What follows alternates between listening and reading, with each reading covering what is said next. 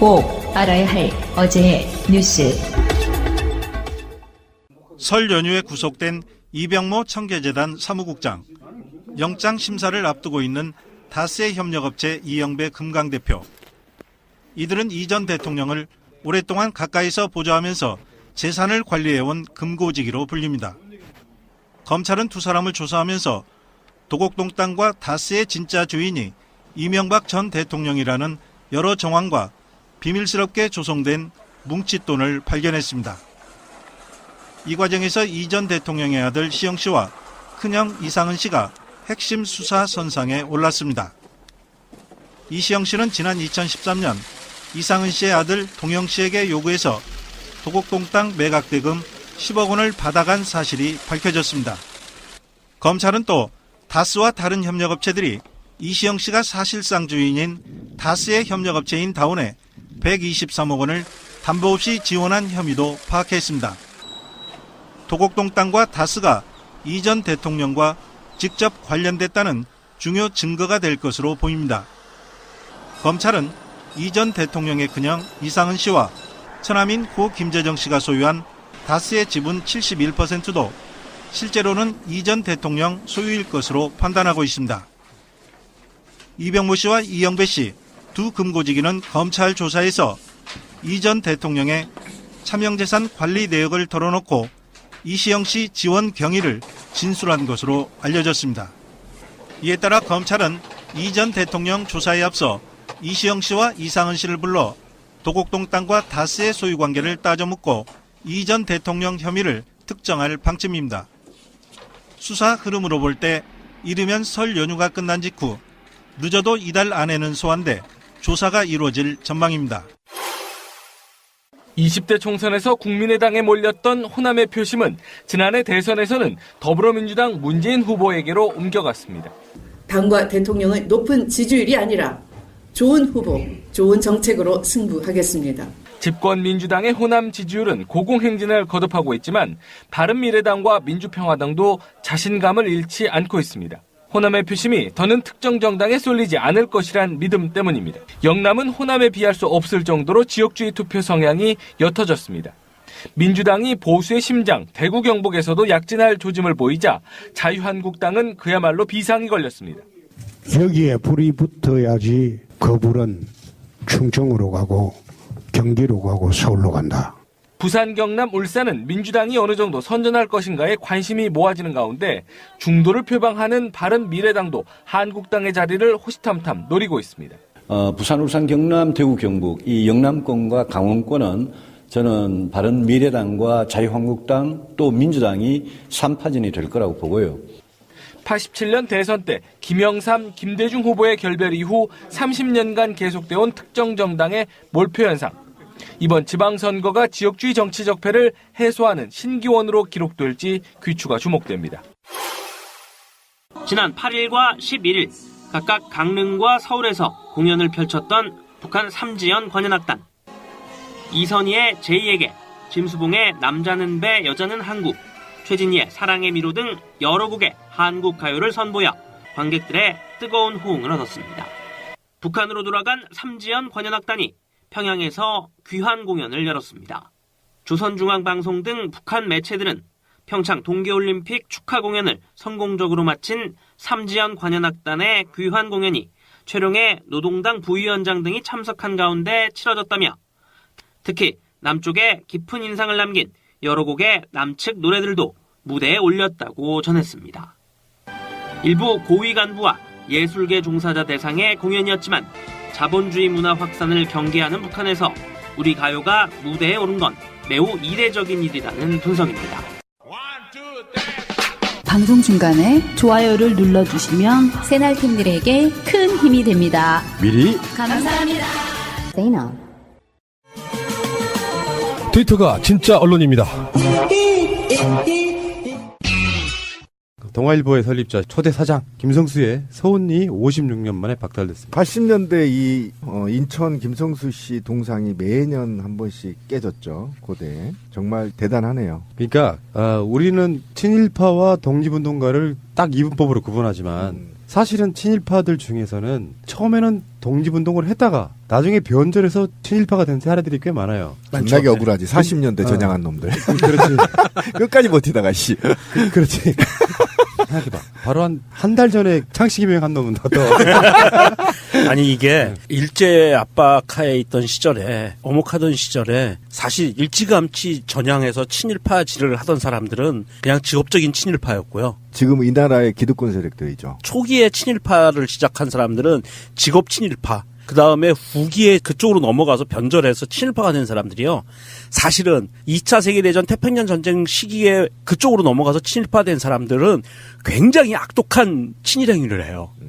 이거는 정말 그 전까지는 그냥 일본에 부역해서 먹고 사는 뭐 동사무소에 나가고 지서에 나가고 이렇게 앞잡이 역할만 했다면 고위관리 빼고요. 후반기에 친일 행위한 사람들이 얼마만큼 무식했냐 하면 막 정신대 나가라고 일장연설을 하고 학도병들 축정을 하고 천황을 위해서 목숨을 바쳐라 이렇게 했던 사람들이 그 사람들이에요. 김무성 애비. 네, 그 사람들이 다 후기에 뒤돌아서선 사람들이에요. 그만큼 아주 결정적인 시기에 변절하는 사람들이 제일 무서워요. 우리 하태경 이런 사람들 보듯이. 그러니까 한때 독립운동을 했으나 훗날 전향해서 적극적인 친일활동을 한 사실이 드러난 일제강점하 반민족행위 진상규명법에 관한 특별법상 친일 반민족 행위자로 지정된 게 2009년입니다. 그게 그렇죠. 이제 민주정부의 유산 같은 건데 그런데 그 후로 서훈을 취소했다는 얘기가 없었어. 아무 조치도 안 했죠. 문재인 정부 들어서서 그걸 시행한 거예요. 장지현 선생 알죠? 시일야 방송대국의 유명 장지현, 윤치영 당시 초대 우리나라 내무부 장관, 이정욱 전 동국대 이사장 등등 해서 19명의 서훈을 취소했다고 합니다. 그런데 이게 법원 판결이 확정되지 않았다는 이유로 아직까지 그걸 안 하고 있다가 이번에 대법원이 친일행위를 한 게 맞다 이렇게 판결 내려주니까 이번에 서훈이 취소가 된 거죠. 13일 날 취소가 됐습니다. 제가 90년대 말에 학교 다니면서 사실 인천 김성수가 누군지 알 수가 없었어요. 고등학교 때까지 나오는 사람이 아니니까. 근데 학교를 들어갔더니 뭐 학교에 있는 동상도 관심도 없었고. 근데 수업 시간에 어떤 교수가 들어와서 이런 얘기를 하는 거예요. 우리 할아버지가 인천 김성수다. 저기에 동상이 있는 그렇게 얘기를 하는 거예요. 자기가 손자라면서. 그래서 그 사람이 대단한 사람인가? 라고 생각했죠. 그냥 뭐 학교만 설립하고 그런 줄 알았는데 그러더니 나중에 그 사람이 이명박의 파워맨 중에 하나는 나중에 대통령 외교안보 수석 비서관이 되는 거예요. 그 교수가. 그 사람이 김병국이에요. 그래서 조금 알아봤더니 나중에 이 인천 김성수의 증손자가 누구냐면 지금 이건희의 딸 중에 이서현 있죠. 이서현하고 결혼한 김재열. 이 사람이 그렇게 또 연결이 되더라고요. 역시 다 끼리끼리 노네요. 네. 이 동아일보라는 신문사 자체가 사실 그 일본이 우리나라를 강점하고 난 다음에 무력 통치에서 문화 통치로 넘어가는 시기에 이 문화 통치의 한 방법으로 언론 자유를 보장하겠다라는 명목으로 몇 개의 신문사를 창간하도록 허용을 하잖아요. 거기에 이제 일종의 바지 사장 개념으로 김성수가 초대 사장으로 들어갔던 거죠, 동아일보에. 그래서 일제강점 하에 동아일보, 조선일보 신문들을 지금 찾아보면, 언론재단에 찾아보면 다 PDF로 데이터베이스가 돼 있어요. 그래서 바로 검색하면 다 볼 수 있거든요. 정말 재밌습니다. 그게 나는 음모론 제기해봐요. 근데 뭐냐면은 조선일보 입장에서는 엄청 빡친 거예요. 친일의 상징 같은 거잖아. 이 사람들은 막. 근데 우리나라에서 조선과 동아가 대표적인 중앙이 들어오는 건 나중 일이니까 한참 산업화 이후에 들어온 거니까 조선 입장에서는 마치 김성수는 독립운동한 거 같고 그래서 왜 실제로요 1987년 민주화 전까지만 해도 동아일보는 야당지였어요. 그러니까 조선일보하고 비교되는 1987 영화를 보면 동아일보 기자들이 특종하고 막 그러잖아요. 네. 그렇죠. 그러니까 조선일보 입장에서는 당시 일가의 친일 행각은 누구나 다 아는데 마치 동아일보는 김성수 같은 사람들이 독립운동해서 마치 민족주의인 것처럼 또 반대편에 있는 거예요. 그러니까 조선일보가 어떻게 당시 일가의 친일 행적을 지울 수는 없잖아. 다 알려졌는데. 그러니까 김성수의 친일 이력을 대대적으로 까면서 동아일보도 자기 편으로 끌어들였다. 난 이런 음모론을 제기해보는 거야. 동의합니다. 멋지지 찬성. 않아요? 예, 한표 추가합니다. 그래서 이서훈 취소된 거에 대한 기사는 동아일보는 아직 내질 않았어요. 아직 안 냈어요. 이렇게 중요한 뉴스를. 어쨌든 우리 성수도 사실은 한때는 또 했었어요. 10년대 저는 또 독립운동도 했었고. 그런데 아까 우리 말하신 대로 어쨌든 문화 정치 시대, 문화 집권 시기에 배신하게 되는 거잖아요. 그러니까 사실은 강점기의 중반부부터 배신하기 시작합니다. 그래서 굉장히 악랄하게 김성수가 많이 했어요. 그 김성수가 하는 짓들은 뭐 다 나와 있으니까 알겠지만 중일 전쟁의 정당화하는 방송을 직접 김성수가 하기도 하고 뭐 이래서 이제 고대 출신들 친구들도 매번 하던 짓이요. 성질나면 김성수 동상 흉상이라고 하나요? 끄집어내고 매년 했었거든요. 거기에 대해서 어쨌든 아직도 지금 서 있는데 이것도 사실은 제거해야 되고 예. 하나하나씩 해나갔으면 좋겠습니다. 우리나라 역사의 여러 가지 비극들 중에 그런 친일파들이 나중에 또 사학을 세우고 언론사를 세우고 해서 사학 90%가 친일파들이 세운 거죠. 우리나라의 그 왜곡된 교육을 또 시켜왔던 그런 부분도 있고요. 알겠습니다. 잠시 후에 오겠습니다. 변절하면 또 뭐 우리가 알아주다시피 김성수만 변절한 게 아니에요.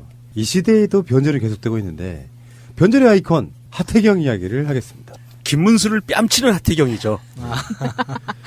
그러니까 그 하태경 자체가 이제 뭐 흔히 말하면 운동권 출신의 뭐 좀 더 독하게 말하면 정말 진짜 주사파 뭐 이렇게까지 표현되는 바로 그런 인물인데 이 하태경이 지금 김일성 가면 논란 정치권에서 촉발시킨 당사자 아닙니까? 누가 보도했건 간에 저런 정도 뉴스를 슬쩍 받아가지고 오케이 김일성 가면이로군 이런 단편적인 인물이 사실 가끔씩 이제 여러분 속지 마십시오. 뉴스공장 같은데 나오는 하태경 보면은 또는 박근혜나 이렇게 자유한국당 홍준표 깔 때는 그런 게 좀 쓸만한 부분이 있긴 있는데 대표적으로 이 사람이 갖고 있는 악랄함은 결국에는 수구 세력들끼리의 싸움에서 자기들이 선점하자는 의미에서 그쪽을 까는 거지. 유전자 자체가 변절로 만들어진 아까 좀 전에도 그런 이야기 있었잖아요. 변절하는 놈들이 더 독하게 된다. 예. 왜냐하면 자기의 순수성을 보여줘야 되기 때문에 자기의 백그라운드들 더 위에 있는 사람들이 볼 때는 훨씬 더 악랄하게 까줘야 이 사람의 순수성을 믿는 거예요. 이쪽으로 넘어온 거에 대해서. 최소한 이런 자들은 색깔론 같은 거 끄집어내지 않고 뭐 문재인 정부의 복지지가 어쩌다 뭐 이렇게 말한다면 모를까. 정말 택도 없는 이야기로 김일성 가면이라고 이야기를 해놓고는 결론적으로 말하면 그런 표현을 썼어요. 근데 진짜 열받는 게 이런 거야. 처음에 이야기했던 게 11일 날 김일성 가면 논란에 대해서 하태경이 그때 했던 말이 이거란 말이에요. 국민과 언론이 김일성 가면으로 인식하면 김일성 가면인 거죠. 국민 정서를 고려한 응원이 되도록 적절한 조치가 필요합니다. 국민과 언론이 김일성 가면으로 인식하면 김일성이다. 아니 이 후레 자식 같은 새끼는 저 확 열받네요. 이 박정희 시대 중앙정보부가 너 간첩이야 그러면 간첩이었던 거예요. 그 논리를 갖다가 들이대는 거예요 지금. 나쁜 새끼예요 이거 지금. 그러면 우리 국민이 하태경 개새끼 하면 개새끼네. 네. 빙고. 아니 그러니까 다수 국민이 지금 김일성 가면이라고 생각하지도 않아요. 일부를 국민이라는 말로 대체를 했고요. 언론도 기레기를 언론이라는 말로 대체를 한 거예요. 아니 언론도 딱 하나에서 그런 오보나오고 말았잖아요. 그런 상황인 거고 신비님 논리가 정확하게 정답입니다. 국민은 너를 개새끼라고 생각해. 그럼 개새끼인 거겠네. 이렇게 지금 실드를 치다가 그 다음에 그게 뭐 리용호였네 아니었네 막 여러 가지 논란이 있어요. 그건 사실이 아니야. 그 논란에 대한 13일 날 하태경의 답은 말은 이런 거예요. 리용호라고 하는 건 말이 안 되는 거예요. 김일성 수령이 아니라고 하는 분이 두 파로 나뉘어 있는데 한 분은 특정인입니다. 그래서 리용호 나오고 또 한 사람은 김일성 대역 배우입니다. 김일성 대역 배우면 김일성 수령이지. 그렇지 않아요? 아니 이 후레 자식은 궁색하다 우리 아니 하태경이. 이거 대역죄를 짓고 있어요. 이거 찬양 고무죄인데 김일성 수령이라고 이 뒤에다 붙이면 주사파의 이 진면목을 나타내는 거예요. 이거 찬양 고무죄로 넣어야 될 것 같아요. 그건 핵심은 아니고요. 요즘 그 하태경이 하는 행동들을 보면 자기가 이렇게 커질 줄 몰랐나 봐요. 그러니까 국정농단 청문회 때 말을 잘하고 논리 있게 조목조목 이야기하는 게 알려져서 사람들한테 이제 더 각인이 됐는데 전국적으로 각인이 된 이후에 여러 가지 그 TV 채널에도 이제 출연 자주 하고 하다 보니까 스피커가 커졌단 말이죠. 그래서 뉴스공장이라는 청취율 높은 그 공중파 라디오의 고정 게스트가 되면서 이제 자기가 굉장히 이제 큰 스피커가 됐다는 걸 굉장히 만끽하고 있어요. 그래서 제가 우연찮게 이 인터뷰를 이렇게 실시간으로 생방송으로 들었거든요. 그때 어떤 느낌이었냐면 변태가 이렇게 그 채찍질 맞을 때 쾌감을 느끼는 변태들 있죠. 그런 변태들이 한 대 때리면 한 대 더, 좋아, 한 대 더 때려줘, 막 이렇게 하잖아요. 즐기는 거. 정말 딱딱 그런 분위기였어요. 이게 그 당시에 인터뷰 실시간 문자가 막 초단위로 막 수백 수천 통이 쏟아지면서 김어준 씨가 굉장히 놀라고 있었거든요. 이렇게 많은 문자를 받아보는 게 처음이라고. 그러니까 너무 재밌어 하는 거예요, 하태경이. 그래서 와, 순간적으로 와, 이 사람 넘어갔구나. 즐기는구나. 예, 자기가 담을 수 있는 어떤 그릇을 넘어갔구나. 그럼 그 다음 단계는 어떻게 되는 거예요? 완전 맛이 가버리는 거죠. 너덜너덜해질 때까지. 그럼 누가 되는 거예요? 그 다음에는 변희재 되는가? 변희재? 정치인들이 이런 게 좀 있어요. 반대쪽 진영한테 공격을 당하면 굉장히 훈장처럼 여기는 부분이 있습니다. 그러니까 반대쪽에서 하태경을 아무리 공격해봐야 하태경은 그게 자기가 잘하고 있다는 증표라고 계속 이야기를 할 거예요. 분명히. 근데 저는 이렇게 생각해요. 팟캐스트도 아닌 지상파인 김어준의 뉴스 공장이 1위를 달리고 있는 현실 아닙니까? 네. 가슴 아픈 현실이고요. 문제는 하태경을 패널에서 빼야 됩니다. 왜 그러냐면 이게 지상파이기 때문에 방송법에 규제를 받죠. 그래서 김어준 뉴스공장 제작진도 어쩔 수는 없는 거예요. 편파 방송이라는 소리 들으면 바로 취소돼 버린다니까. 벌점 먹다 보면 취소돼요. 방송이 없어지는 거야. 그러니까 갖다 앉혀놓기는 해야 되는데 하태경 같은 자들을 꼭 써야 되냐고요. 안 그런 패널도 있거든요. 조금 더 나은 애들. 얘는 내가 봤을 때는 그냥 저질이야, 그냥 저질. 그러니까 이게 변절의 역사라는 게 있기 때문에 사람들로부터 막 그런 쪽으로 많이 인정받고 싶어 하는, 그래서 좀 발언이 더 세지고 이런 것들을 보면서 이런 자들이 일종의 이제 또 다른 형태의 관종 아닙니까? 예. 관종인 상태로 계속 남들의 말, 내가 봤을 때는 그 변태가 채찍 맞는 거 그런 스타일이 아니고요. 이 사람은 바바리맨인데 여고 앞에서 바바리를 쫙 펼쳤을 때 여고생들이 놀라는 거, 그걸 즐기는 거지, 사실은. 깍 소리 지고 그걸 즐기는 그런 곳까지 가버리면 이게 얼마나 공론 낭비냐고요. 공론 낭비. 잘라. 진짜 확 주차가지고 알을 터뜨려야지. 존나 웃겨, 이발. 그럼 이제 최수정이 왕건인가요? 이용우가 고일성이면 최수정이 왕건이냐 이거죠. 아, 그러네. 왕건으로 나왔었으니까. 이제 우리 웃겼죠? 웃겼어요. 저 김명민이 이순신이고. 그렇지. 그럼 다 살아있네, 우리 뭐. 왕건도 살아있고, 이순신도 살아있고. 태경이가 대단한 놈이구만. 하태경 정도는 이를테면은 로또 맞은 케이스거든요. 뭐 스펙이 좋고 실력이 좋아서 되는 게 아니고요. 저쪽 정당에서도 그런 쪽으로 변절한 자의 표현이 필요해요. 투항하게 만들기 위해서도 필요하고, 굳이 이쪽 진영을 깔 때 자기들 입 더럽힐 필요가 없거든. 변절한 자의 하나의 스피커를 통해 가지고 계속 빨갱이, 정북, 김일성 뭐 이런 거를 설파하게 만들어주면 돼요. 사실 변절이라는 게 이런 개념이거든. 주사파가 보수당 쪽으로 변절했다 이런 개념이 아니고요. 실제로 이렇게 봐야지. 학생운동을 열심히 하던 사람 중에 하나. 그것을 나쁘게 만들기 위해서 사실 주사파라는 주홍 글씨를 찍은 부분도 있어요. 예전에. 그래서 지금도 뭐 정청래 의원이나 김빈석 원장이나 뭐 등등의 그 전대협 출신들, 한총련 출신들이 다 그렇게 주사파 출신들로 이야기 되지만, 물론 90년대 가면서 더 북한 주체 사상을 조금 더 이렇게 쉽게 해석하는 부분도 없잖아 있었지만, 그것도 선의로 보면은 굉장히 중요한 진전이었다고 보는데, 어쨌건 운동권들을 낙인 찍어서 주사파로 낙인 찍었는데 그 사람이 어느 날 갑자기 저쪽으로 건너가서 구색 맞추기 딱 좋아서 일종의 용병 같은 거라고 보시면 돼요. 근데 지금도 신나가지고 저러고 있는 거야. 이게 해운대 구민들은 하태경 보면서 정말 부끄럽게 생각하셔야 돼요. 그러니까 그 보수정당을 찍지 말고 진보당을 찍어달라 이런 말이 아닙니다. 기왕에 자유한국당을 찍거나 바른정당 후보를 찍을 거면 더 나은, 그나마 좀 사람답게 생각하고 행동하는 사람을 후보로 내세우라고 당에 요구하세요. 이게 여러분들도 보면서 안 쪽팔립니까? 이 하태경이 진짜 말 같지도 않은 이런 소리를 하면서, 하태경이 항상 시작하기 전에 인사하지 않습니까? 해운대구 지역구라고. 그런 이야기를 하태경 입에서 들을 때 안 부끄러워요. 저는 부끄럽죠. 진짜 존나 쪽팔릴 것 같은데. 부산의 진짜. 1번지 해운대가. 부산의 강남이잖아요. 강남보다 비싸요. 그렇죠. 해운대가. 아파트 하나에 막 36억 그러더라고요. 좀 우리 그 해운대 구민의 어떤 자존심을 위해서라도 하태경 같은 인간이 정치판에 더 이상 놀지 못하도록 이렇게 좀 주민들끼리 알죠? 예? 해운대 모래사장에 묻어버려야 돼. 근데 어쨌든 저는 하태경이 실수는 할 수 있다고 봐요, 정치인들은. 그런데 사과를 안 한다는 거예요. 실수가 아니니까, 지 생각에는. 실수가 아닌 것 같아요. 아니, 국민이 사과하라고 하면 해야 되는 거예요. 왜 그러냐면 그거를 먼저 제기했던 언론이 내렸고 사과방송을 했고요. 그렇죠. 그런 상태였다면 본인이 잘못 봤 한마디면 우리 국민은 용서할 거예요. 그런데 끝까지 우기잖아. 그래서 걔는 그 정도. 딱 그 정도. 그러니까 딱 그런 식으로 이제 고집 세우다 골로 가는 겁니다. 골로 가는 거죠. 실제로 잘못하는 경우는 있어. 정치인들이 여당 쪽도 그렇고 여당 쪽도 그렇고. 근데 제가 볼 때 변희재만 못해요. 진솔하게 사과를 하면 결국은 또 대중이 용서를 하잖아요. 근데 하태경은 그렇죠. 내가 보기에 선을 넘었어. 그래 넘어버렸어요. 잘못 판단했다. 김일성이 아닌 걸로 근거가 없으므로 죄송하게 생각한다 하면 끝날 문제인데 이 새끼는 궤변이 무슨 이런 궤변이 다 있냐고. 하태경도 우리 방송 들을 거라고 저는 봐요. 왜냐면은 뉴스공장의 낙수 효과잖아요. 그래서 뉴스공장 들을 게 없으면은 김용민은 뭐하라고 하나 새날 뭐라고 그것도 하나 우리가 듣겠지. 이렇게 욕하는 걸 듣고 또 혼자 좋아서 쪼개고 있다고?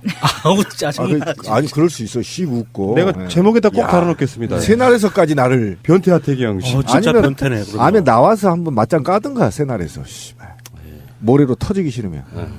자, 어쨌든 간에 명절에 여러분들 내려가시면요. 밥상이란 게 그런 거 아니에요. 지금 현재 부산 쪽에 사시는 분들.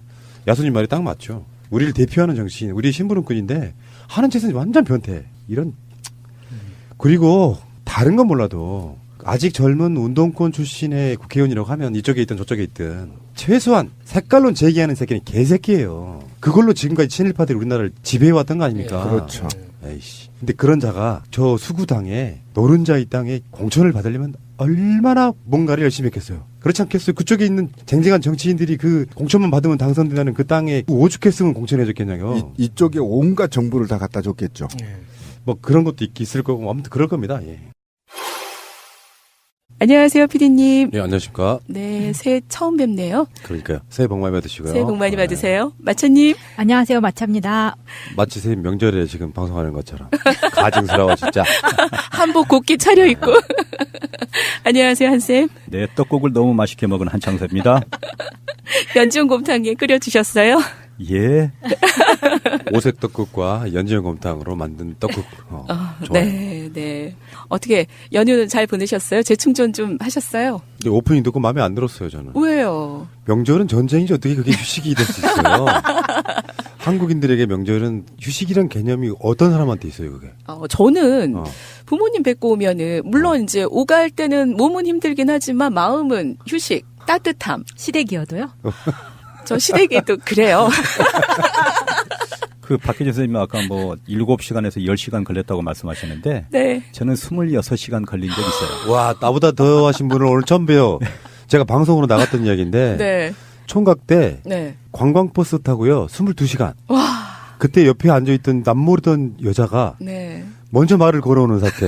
너무 힘들고 지겨우니까 이거 드세요 하고 첫 번째 휴게소에서 이미 먹을 거 사갖고 왔더라고요. 아이고 안 그랬으면 정말 22시간 동안 말 한마디 안 하고 화장실만 왔다 갔다 해야 되는. 너무 힘든 상황이죠. 저는 운전을 또 여기서 운전하면 제가 또 이렇게 분노 게이지가 올라가요. 쌍욕하시죠? 나 안 받아 보여. 아니. 우리끼리는 뭐 착한 척 하시지만 운전자들 잡으면 뭐. 아니요, 저는 다른 운전자한테 분노 게이지 올라가는 게 아니고요. 제 옆에 있는 남편한테 올라가요. 듣고 계시죠? 운전 잘 안 해줘요? 매너가 없어요. 면허가. 왜? 아니, 결혼할 때 자기는 이제 뭐 환경을 생각해서 운전면허를 안 딴다. 멋있는데? 네. 전공도 뭐 미생물학 이쪽이니까 그런 뜻이 있구나. 정말 멋지다. 저 이렇게 생각을 했거든요. 근데 집들이 하는데 연구소 직원들이 다 들어온 거예요. 그러면서 3번을 시험 봤는데 실기에서 다 떨어졌대. 이 방송 꼭 들으시기를. 정말 인간 내비게이션이긴 한데 운전을 안 하니까 본인은 항상 제가 운전사잖아요. 저를 데리고 저를 뭐 모시러 오는 게 아니라 그런 경우 있죠. 남편 회식하고 술 먹고 데리러 오라고 하는 경우 있었어요? 네, 술을 안 먹어서요. 그것까지 했으면 아마도 저는 화냈을 거예요. 저는 그거를 중고등학교 때 엄마 따라서 엄청 많이 아빠를 데려 다녀가지고. 근데 실제로 이제 고향 내려갈 때 운전하는 거는 제가 얼마나 질리도록 해봤겠어요. 네. 고향이 먼 게 나는 이렇게 싫은 건지도 몰랐어. 그렇죠. 너무 멀어. 근데 운전할 때는 옆에 앉은 사람이 정말 잘해야 돼요. 운전하다 보면 이제 막 길이 막히면은 거의 뭐 밟았다가 갔다가 밟았다가 갔다가 졸립고 엄청 지겹거든요. 네. 그때 보조를 정말 잘해줘야 되는데 제일 얄미운 게 어느 시간 되면 다 자. 근데 이게 부부가 이렇게 면허증이 있으면 네. 나눠서 하면 좋거든요. 번갈아서 하면 근데 좋지. 이런 식으로 정반대의 경우 면허증이 없는 경우가 되면 오르락 내리락 할 때 다 운전해야 되잖아요. 이건 민폐예요. 그러면 이런 상황에서는 차라리 남편이 KTX 표 같은 걸 막 끊어가지고 그렇게 쉽게 갈 수 있는 방법을 찾아줘야지. 어떻게 여자분한테 그거를 오르락 내리락 다 운전을 시킵니까? 아, 제가 이 점수 딸 일이 한 번 있네요. 우리 집사람이 우리 애들하고 이제 같이 고향에를 내려가면 그렇게 시간이 많이 걸리잖아요. 절대 잠을 안 자요. 그리고 계속 이야기를 하고 또 아이들한테 어깨 주물러라 그러고 왜 막 그러면서 계속 보조를 맞춰주는 거예요. 갈 때까지. 네, 저 지금까지 그렇게 살았어요. 정말로. 박기정 쌤 남편분 잘 들어주세요. 네. 맞아요. 잘 들어야 돼요. 속상해요. 그래서 그 휴게소에서 너무 피곤하니까 근데 뭐 지금은 기차를 타고 다니지만 그때는 젊었으니까 막 운전하고 광주 내려간단 말이에요. 시댁을. 와, 올라올 때 못 와요. 그래서 휴게소에서 잠들었는데 아침이더라고. 명절에 또 잠 제대로 자는 것도 아니잖아요. 내려가서도 눈치 보이고 잠자리 바뀌면은 좀 선잠 자고 그러면 피곤하지. 맞아요. 근데 그 면허증이 없단 말이야? 계속 꽂히네. 면허 딸 생각도 없어요. 아, 트라우마가 있구나. 떨어졌을 때 느낀 충격이 너무 커가지고 취업 포기하는 것처럼 운전을 포기하게 되는. 네, 그렇습니다. 여보 미안해. 그래서 저는 좀 물어보고 싶어요. 저는 시댁을 갔다 오면 마음의 그런 위안과 따뜻함 재충전을 하고 오는데 나만의 재충전 방법은 무엇일까? 우리 PD님은 어떤 재충전의 방법이 있는지. 그냥 바람 쐬기. 좀 마음이 심란하고 그럴 때는 예전에는 술 먹었고요. 지금은 고향 내려가면 이제 한적하게 걸을 수 있는 뭐 이런 공간들 속에 할 일 없이 그냥 천천히 걸어요. 그게 제 유일한 재충전, 스트레스 해소 이런 방법 중에 하나예요. 한가하게 그냥 목적지 없이 그냥 터벅터벅 걸어가 보는 것. 좋다. 네. 마차님은요? 아, 저는 술, 담배도 안 하고, 뭐, 딱히 이렇게 때려 부시고 막 이렇게 하고 싶은데 그걸 못하니까 생각해봤는데, 인터넷 쇼핑? 지름신? 아, 근데 지르진 또 않아요. 네. 아이 쇼핑만. 마차님 내가 보기에 명품 연구? 그쪽에 너무 잘 알아요. 그러니까. 연구만? 연구만 합니다. 구입은 안 해. 그래서 이명박이 뭘 바르고 나오는지 다 알아. 뭘 바르고 나와요? 샤넬 복숭아 메이크업 베이스. 아, 그래요? 그걸 보면 안다니까 깜짝 놀라 진짜. 아니, 저도 찾아보고 한 거예요. 그거는. 그리고 TV나 이런 데서 또는 그 유명한 국회의원들의 정치인들이 하고 나오는 가방 이런 걸 다 알아요. 놀라운 능력. 인정합니다. 한 쌤은요? 저는 이제 서울 살 때는 그 장흥 유원지를 이렇게 쭉 차를 갖고 올라가면 무슨 유스 호스텔 앞에 보면 이렇게 옛날에 거기 산 정상에가 이렇게 라면도 팔고 커피도 팔고 이렇게 옥수수도 팔고 한 데가 있어요. 거기 올라가서 눈 쌓인데 참 내려다 보든지 보고 커피 한 잔 먹고 내려오고 이제 지금은 이제 믿음을 가진 뒤에는 이제 뭐 통성기도도 하고 그렇습니다. 아, 저는 제 성격의 어떤 문제점을 하나 발견을 했는데요. 그러니까 누군가 계속 얘기를 해요. 뭐 날씨가 추워. 이건 이렇게 해야 돼. 근데 전혀 그게 안 들렸던 계속 얘기했다고 하는데 나는 전혀 들어본 적이 없는 그런 기억이 제가 경험을 했습니다. 제가 지난번 홍콩을 여행을 잠깐 갔다 왔는데요. 아이와 함께 너무 추운 거예요. 홍콩이 지금 봄날이라고 누가 얘기를 했나요? 아니 정말 가격 대비 뭐 가성비 좋다 이래서 아이와 함께 갔는데요. 너무 춥고 거기는 난방이 안 되는 거예요. 호텔이. 저는 핫팩이 그렇게 좋은지 몰랐어요. 핫팩 거기서 사셨어요? 거기서 샀어요. 핫팩을 침대 시트에다가 어떻게 위에다 2개 아래 이렇게 해서 정말 전기장판처럼 했는데요. 우리 평창도 지금 올림픽 중이잖아요. 평창에 5종 세트 중에서 핫팩이 들어간다고. 네, 발 핫팩, 손 핫팩 다 있더라고요. 네. 아, 핫팩 처음 써봤는데 정말 따뜻하고 좋더라고요. 요즘에는 손난로라는 게 있어요. 저도 갖고 다니는데 배터리 겸용으로 쓸 수 있는 거. 저는 켜놓으면 꽤 따뜻해요. 핫팩은 사용하고 버리고 일회용이잖아요. 네. 근데 전기 그 난로 요거는 충전해 쓰는 거니까 훨씬 더 편하고 냄새 안 나고 좋더라고요. 핫팩은 약간 냄새가 납니다. 타는 냄새. 그래도 저는 정말 요긴하게 그때 가서 잘 쓰고 왔습니다.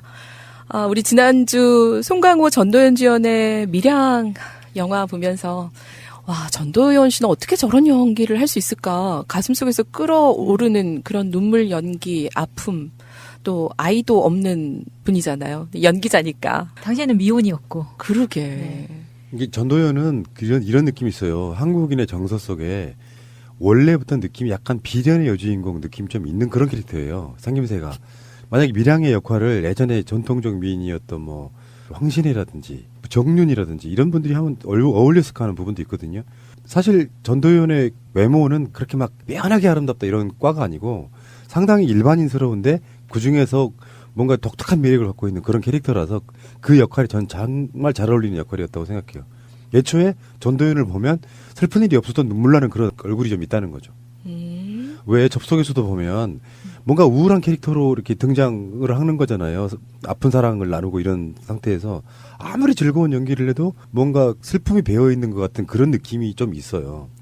감독들만이 캐치하는 그런 그 사람만의 필 이런 게 있단 말이에요. 그러니까 그런 역할이 맡겨지는 거죠. 저는 어떤가요? 왜 자꾸 갖고 이렇게 아니 저는 전도연을 볼 때 그런 비련의 느낌은 없고 그냥 해맑고 밝아 보인다 생각했는데 그런 눈이 있다고 하니까 전 밝죠. 넘어갑니다. 예. 자, 우리 한쌤 하실 얘기 있으시다고 그랬는데 밀양. 네. 이제 밀양이 참 예민한 부분인데요. 보면 약국에 있는 그 여자 집사가 그 시내를 이렇게 전도를 하면서 약국에 햇빛을 비치는 것을 가르치면서 저 햇빛 속에도 하나님의 뜻이 다 있다고 이렇게 이야기를 하거든요. 그러니까 전도연이가 거기 가서 햇빛을 이렇게 보면서 뭐가 있느냐 아무것도 없다 이렇게 이야기를 해요. 이게 이제 무슨 뜻이냐면 바로 이제 햇빛은 눈에 보이는 현상이잖아요. 그래서 이제 플라톤이 동굴의 비유를 듭니다. 예, 플라톤의 동굴의 비유란 게 뭐냐면 태어나서부터 사람들을 동굴 속에서 키우는데 동굴의 안쪽만 바라보게끔 해서 쇠사슬로 다 묶어놓는 거예요. 그리고 뒤에서 불빛을 비추면 자기들의 형상이 보이잖아요. 그래서 그 사람들은 그 형상이 전부인 것으로 생각을 해요. 그러다가 한 사람이 쇠사슬을 풀고 동굴 밖으로 나와보면 전혀 지금까지 생각하고 느껴보지 못했던 세계가 있거든요. 그래서 플라톤이 이야기를 그러한 세계, 그러니까 보이는 현상 세계가 아니라 보이지 않는 그러한 이성으로만 생각할 수 있는 세계를 바로 이데아라고 이렇게 이야기를 했어요. 그러면서 보이는 현상의 세계는 소멸되고 없어지지만 이데아의 세계는 영원히 존재한다. 그래서 영원 불멸설이 있거든요. 그래서 우리가 보면 이 신해라든가 이 기독교에서 그 영원 불멸설을 우리에게 가지고 와서 신학자들이 그거를 이제 교리화시킨 거거든요. 그래서 이런 부분에서 보면 현재 살고 있는 이 세상이 전부가 아니고 비록 우리의 육신은 썩어서 없어지지만 우리의 영혼은 죽지 않고 천국으로 간다. 그래서 예수 그리스도를 믿으며 간다. 그래서 우리가 이제 믿음을 갖게 되는 거 아니겠어요? 그런 관점에서 봤을 때 우리는 현상에서 보이는 것은 다 없어지는 거기 때문에 내가 피해자에게 사과하지 않아도 된다. 이러한 논리는 굉장히 잘못된 거라는 거죠. 어설픈 위로가 아닌 정말 또 제대로 공감하는 그런 위로가 필요했던 영화, 또 우리 사회에서도 그런 공감하는 위로가 필요한 영화 밀양이었습니다. 자, 이번 주 박스오피스 인문학 순위 변동이 있을까요, 마차님? 네, 이번 주 인문학 순위 중에서는요. 베스트 1위로 뛰어오른 작품이 있습니다. 문장의 온도라는 책인데요. 문재인 대통령의 롤모델 에세이스트라고 불리우는 이덕무 한정주의 책입니다. 이번에 새로 출판이 되면서요. 굉장히 뜨거운 인기를 얻고 있습니다. 나머지 2위부터 5위는요. 늘 그렇듯이 지금까지 계속 말씀드려온 책들이기 때문에 생략하고 넘어가도록 하겠습니다. 영화로 배우는 인문학 영인아가 선택한 28번째 영화는 설 특집 스릴러입니다. 미저리 함께 하시죠. 주인공 폴 셜더는 미저리 시리즈로 단숨에 베스트셀러 작가가 됩니다. 하지만 비평가들에게는 늘 혹평을 당하는 데다 자기의 소설이 싸구려라는 죄의식에 시달립니다. 폴은 미저리가 아이를 낳다가 사망한다는 것으로 시리즈를 끝내고 평론가들에게 호평을 받을 만한 정통 소설을 집필하기로 결심합니다. 한적한 곳에서 새 작품을 탈구한 폴은 미섭으로 여행을 떠나기로 했는데요. 도중에 콜로라도를 지나다 눈보라 속에서 묻히고 맙니다. 폴은 미저리의 열성팬을 자청하는 애니 윌크스에게 구출되는데 그녀는 다리가 부러진 폴을 정성껏 간호해주지만 그의 존재를 외부에 알리지도 않고 병원에도 데려가지도 않으면서 진통제만 계속 먹이고 있습니다. 또한 이따금씩 드러내는 히스테릭한 애니의 행동 때문에 폴은 점점 의심을 품게 됩니다. 뒤늦게 미저리 시리즈의 완결편을 본 애니는 미저리가 사망한 것을 알게 되고 그동안 보였던 히스테리를 훨씬 초월하는 광기를 드러냅니다. 애니는 폴에게 미저리 시리즈의 새 작품을 써서 시리즈를 이어가라고 강요하고 그녀의 강압에 폴은 결국 따를 수밖에 없습니다.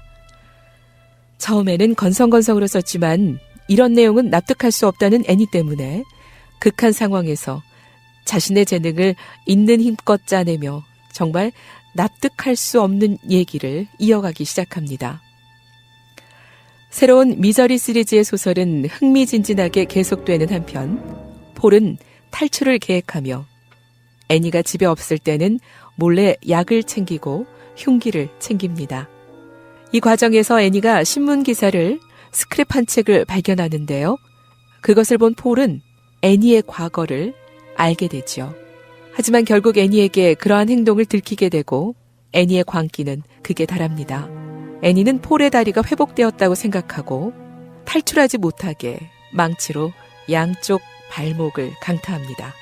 게다가 실종된 폴을 찾으러 애니의 집까지 온 보안관은 수상한 소리를 듣고 폴을 발견하지만 애니가 쏜 총에 맞아 폴 앞에서 그만 죽고 맙니다. 끔찍한 상황 속에서 마침내 소설 탈고 직전까지 오지만 애니는 소설이 탈고되는 대로 폴을 죽이고 자신도 자살하려는 계획을 세웁니다. 그러나 이를 알아챈 폴은 소설을 탈고한 직후 갑자기 원고를 불태워버리고 이를 막으려는 애니의 빈틈을 노려서 공격합니다. 아주 처절한 싸움 끝에 폴은 총상을 입지만 가까스로 애니를 죽이고 탈출하는 데 성공하죠. 뉴욕에 돌아온 폴은 죽음의 위기 속에서 쓴 미저리 신작을 발표하며 폭발적인 반응을 얻습니다. 그러나 그녀에 대한 트라우마는 계속 남아있죠. 마지막 레스토랑 씬은 영화를 보는 사람들조차 아찔한 장면이었습니다. 영화 미저리 이렇게 마무리됐습니다. 스토킹의 정수를 보여주는 영화였어요.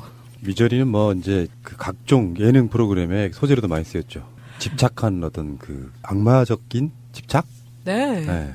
그때 보니까 양희은 씨 동생 양희경 씨하고 누구죠? 신들린 그 사이코 연기를 같이 보였던 이경규 씨가 폴로 나오고 SBS에서 패러디할 때 시네마 천국이라고 일요일 밤에 뭐 이렇게 했고 그다음에 뭐 이경애 씨 아시죠? 이경애 씨 지금 살을 굉장히 많이 빼서 다이어트를 해서 예쁘시던데 그때는 이제 애니 역을 했던 캐릭터 버렸네 이제. 압권이 있죠. 신동엽 이영자 콤비 딱이죠. 그렇게 해서 너무 웃겼는데 SBS에서 패러디한 미저리에서는요 그 애니를 죽이는 방법이 전기 콘센트 있잖아요. 그걸 코에다가 꽂아가지고 죽였다는 거예요. 그래서 너무 웃겼던 그런 기억이 납니다. 네. 그 스토킹? 네. 그런 집착 성향은 사실 누구한테나 있어요. 이게 좀 도가 지나치다 없다 뿐이지. 왜 이런 거 있잖아요. 내가 열성적으로 누군가를 뒷바라지에서 뭐 예를 들면 사법고시 합격시켰다든지 대기업에 취직을 시켰다든지 하는데 그 남자가 또는 그 여자가 나를 버렸어. 근데 상대방한테 인격적으로 모욕당한 사람이 상대방으로부터 진정한 사과를 듣고 싶어 하는데 안 해. 그러면 이게 이제 집착이 복수의 개념으로 넘어가면서 굉장히 서로 부끄럽게 만들어진 이런 측면. 그러니까 물론 이 영화 속에 나오는 이런 형태는 치료를 받아야 될 부분이 분명히 있어요. 광기 같은 건데 일상생활에서 집착은 그 무시당한 것 때문에 그거에 대한 어떤 복수라든지 반대적인 효과로 상대방에게 지나치게 집착하고 막 못 살게 굴고 하는 부분들은 누구한테나 있는 모습들 중에 하나예요. 그러니까 만남도 중요하지만 결국에는 헤어짐의 형식이랄까 태도가 굉장히 중요하다는 것을 우리는 알아야 됩니다. 그게 없으면 누구한테나 일어날 수 있는 일이에요. 지금 이것을 우리가 이제 편집성 인격 장애라 그래요. 정신 및 행동 장애라 그러거든요. 그래서 영화에서 보면 애니가 폴에게 사랑하는 남편을 교통사고로 잃고 너무 외롭고 힘들고 미칠 것 같아서 야간 근무에 몰두했다고 합니다. 이때 폴의 작품 미저리를 몇 번씩 읽으면서 행복감을 느꼈다고 그래요. 그러면서 폴에게 하는 이야기가 연인을 잃은 두려움을 당신은 모를 거예요. 이렇게 이야기를 하잖아요. 그러면서 전체적인 흐름을 폴이 어느 정도 완쾌되어서 자신이 의도하는 대로 작품이 쓰여지고 또 같이 살기를 원합니다. 그런데 자신은 남성들이 좋아하는 타입이 아니라는 것을 잘 알고 있잖아요. 그래서 폴이 회복되면 자신을 떠날 것이라는 그런 불안감이 항상 눌려 있는 겁니다. 그래서 인격장애란 것은 성격이나 행동이 보통 사람들의 수준을 벗어나서 편향된 상태를 보이는 것이에요. 그래서 현실 사회에서 자신에게나 사회적으로 부정적인 영향을 끼치게 되는 성격 이상으로 정의할 수 있거든요. 그런데 편집성 인격 장애는 타인의 행동을 의심하고 의도를 불신하게 생각하는 겁니다.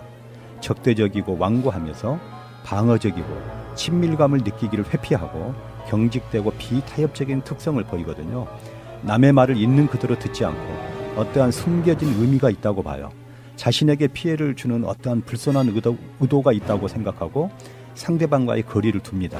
너무 가까이 다가서면 자신이 파괴될 것이라는 불안이 쌓여요. 정당한 근거가 없는 상태에서 남을 의심하고 질투합니다. 감정이 메말라 있어서 늘 냉정하고 긴장되어 있습니다. 편집성 장애를 진단할 수 있는 몇 가지 증상을 보면 좌절과 거절에 대해서 두려워해요.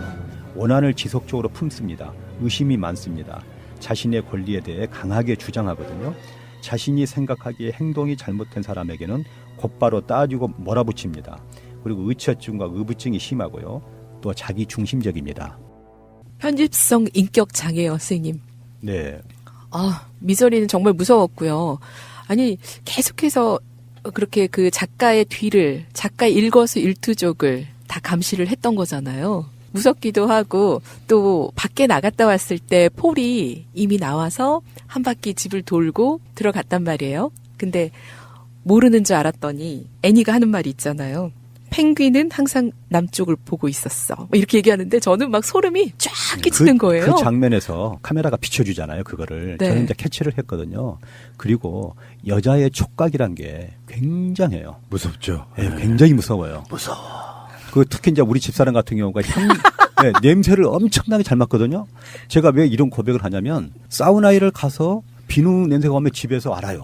그리고 퇴근할 때 지하철 10,000원 지하철 있잖아요. 근데 어떤 여자가 여기다 파운데이션을 묻히고 그래요. 와이사이에다가. 그러면 나는 죄 없는 그런 원망을 들을 때가 있었어요. 아, 정말이에요. 나는 정말 너무나 억울해요. 그리고 이제 회식을 하잖아요. 그러면 서빙하는 아줌마가 또 이렇게 묻혀요. 일부러. 네.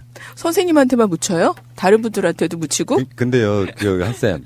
지금 여자분 두 분도 막 웃는 이유가. 네. 그게 그렇게 변명을 굳이 하시지 않아도 될 것 같은데.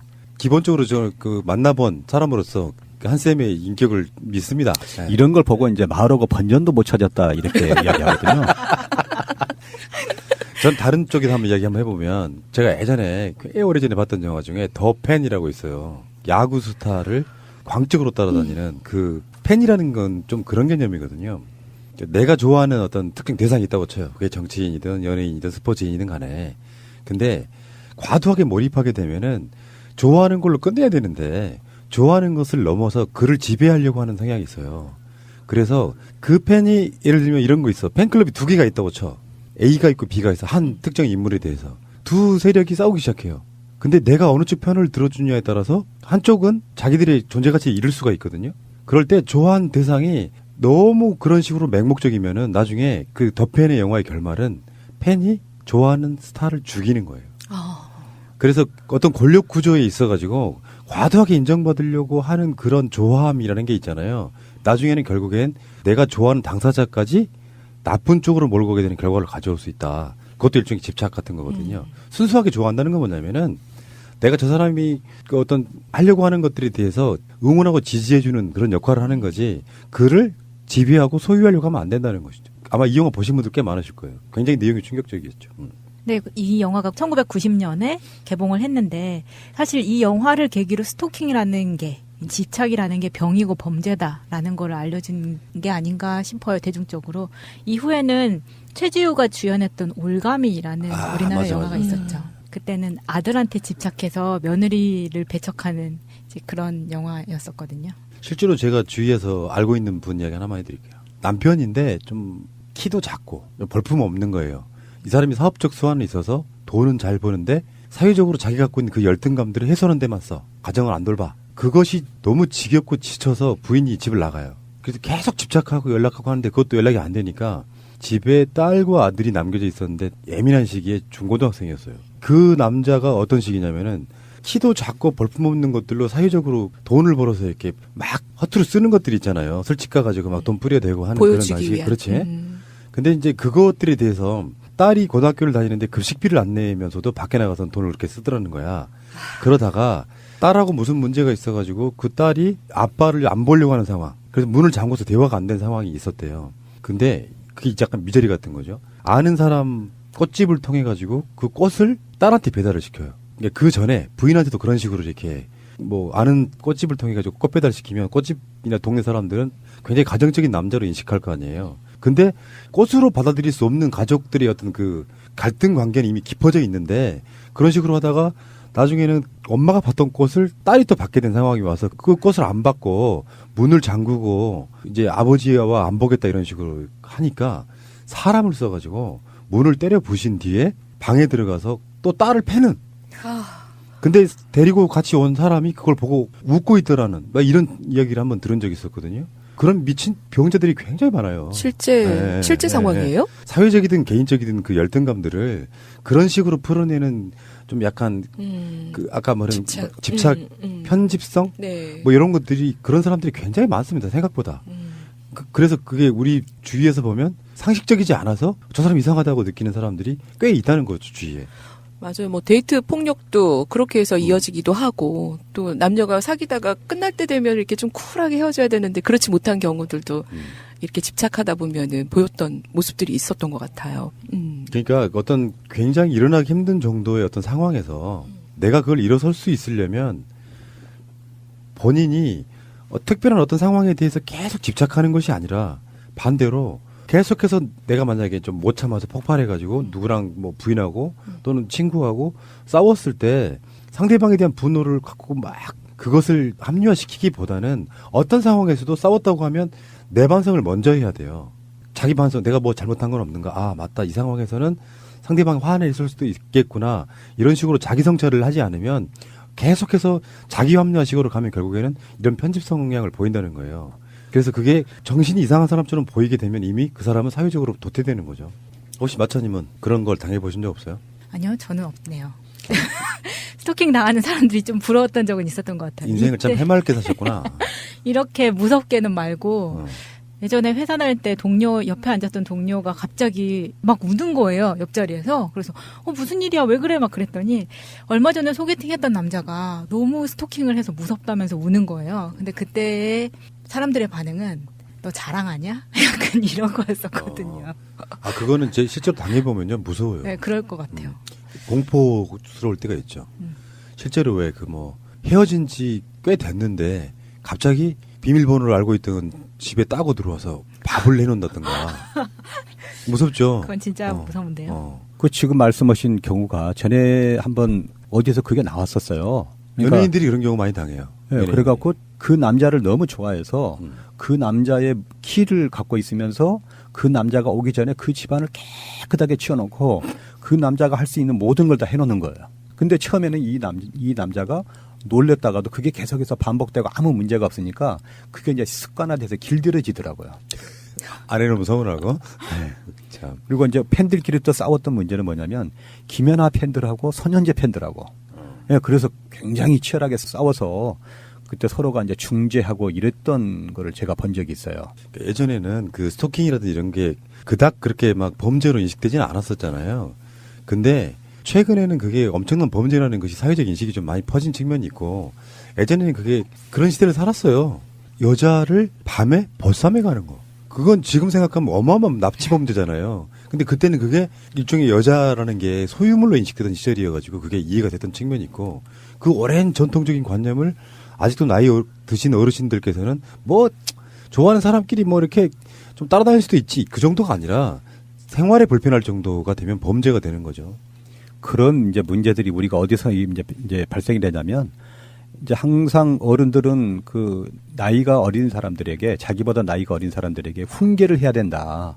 그리고 가르쳐야 된다는 그런 강박관념을 가진 사람들이 있어요. 그래서 우리가 지하철을 타고 가다 보면 연세 지긋하신 분들이 그냥 젊은 사람들 보고 괜히 술 한잔 먹고 꼭 뭐인가 이상한 소리를 하는 분들이 있어요.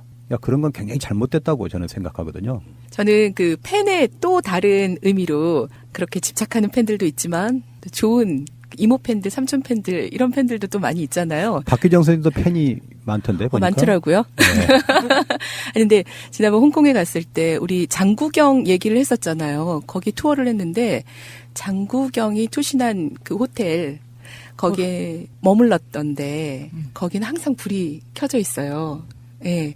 장구경 팬들이 거기를 영구 임대를 했답니다.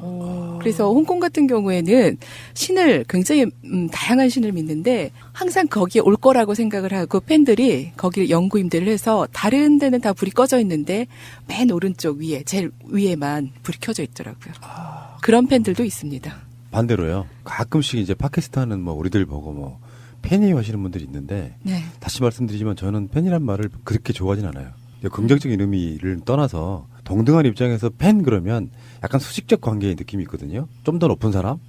그걸 좋아하고 따르는 사람, 따르는이란 말이 잘못됐다라고 느껴서 동등하게 같이 수평적 관계로 이야기하고 싶다 해서 항상 저는 팬이란 말을 절대 쓰지 마세요. 민망합니다. 애청자라고 해주세요. 맞습니다. 그렇게 이야기를 합니다. 예. 자, 우리 한쌤 인문학 얘기를 좀 더 듣고 싶은데요. 수용 미학이 선생님 무슨 뜻일까요? 네, 우리가 이제 영화에서 보면 애니가 미저리를 읽다가 주인공이 죽자 폴에게 다가와서 나쁜 놈이라면서 격하게 화를 내고 인격적인 모독을 주거든요. 그 후에 자신의 의도대로 주인공이 죽지 않는 내용을 쓰라고 강요하면서 또 그 내용을 또 검사하지 않습니까? 이 폴이 작품을 쓸 수 있기까지만 회복되기를 이 애니는 바라는 거예요. 그리고 약물 투여를 통해서 폴의 정신과 건강을 조절하지 않습니까? 바로 이제 과거에는 예술가의 작품을 감상하고 의미를 발견하는 것이 올바른 예술 감상 태도라고 믿었어요. 그래서 이제 이는 전통적으로 생산 미학이라고 이렇게 이야기를 합니다. 그런데 20세기 들어서 미학 연구의 주도적 흐름은 수용자, 즉 감상자가 작품의 의미 결정에 관하여 점점 더 많은 발언권을 얻는 수용과 작용의 미학으로 발전했거든요. 그래서 저자의 죽음이라든가 열린 예술 작품에 대한 논의 등을 통해서 작품의 의미에 대한 작가의 독점적 권력이 점차 붕괴되기 시작했거든요. 그래서 수용자는 이미 생산된 작품의 의미를 결정하는 과정뿐만 아니라 작품의 생산 과정 자체에도 주도적으로 참여하게 된 것입니다. 그래서 영화 미저리에서 보면 폴의 열광적인 팬인 애니가 그의 생명을 구해주고 정성스럽게 간호하지 않습니까? 그리고 폴에 대한 애정은 집요한 편집증으로 돌변해서 폴을 감금하고 그를 폭행하기 시작하고 그녀는 자신의 의도대로 소설을 완성하고 강요하고 점점 난폭해져 가잖아요. 그래서 우리가 보면 이제 TV 드라마의 전개 과정이나 결말이 시청자들의 요구에 따라서 변하는 그런 현상을 보게 됩니다.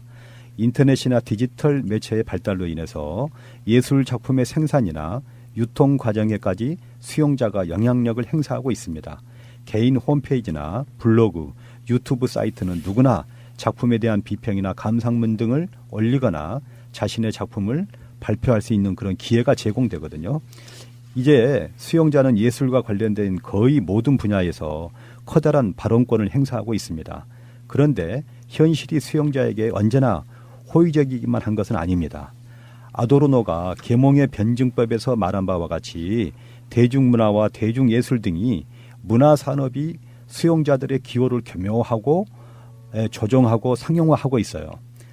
문화자본의 이윤 극대화에 함몰되어서 수용자가 철저하게 조정되고 이용당하고 있는 경우가 더욱 증가하고 있는 현실이거든요.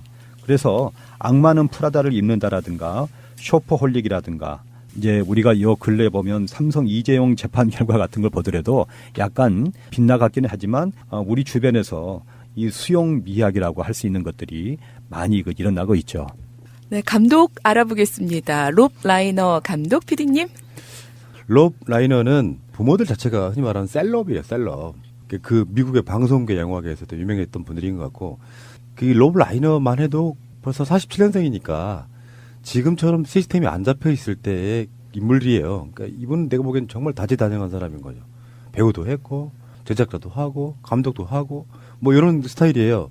그러니까 너무 다재다능한 건데 이런 얘기 하나 드리고 싶네요. 한국에는요. 영화 감독과 배우 사이에 일종의 벽 같은 게 존재해요. 유명한 영화 배우가 감독하는 경우는 드물어요. 아주 특수한 경우에 뭐 이벤트성으로 한번 하긴 하는데 감독의 영역과 배우의 영역이 상당히 확연하게 구분돼서 존재를 합니다. 송강호가 또는 한석규가 설경구가 감독하겠다고 나서지는 않잖아요.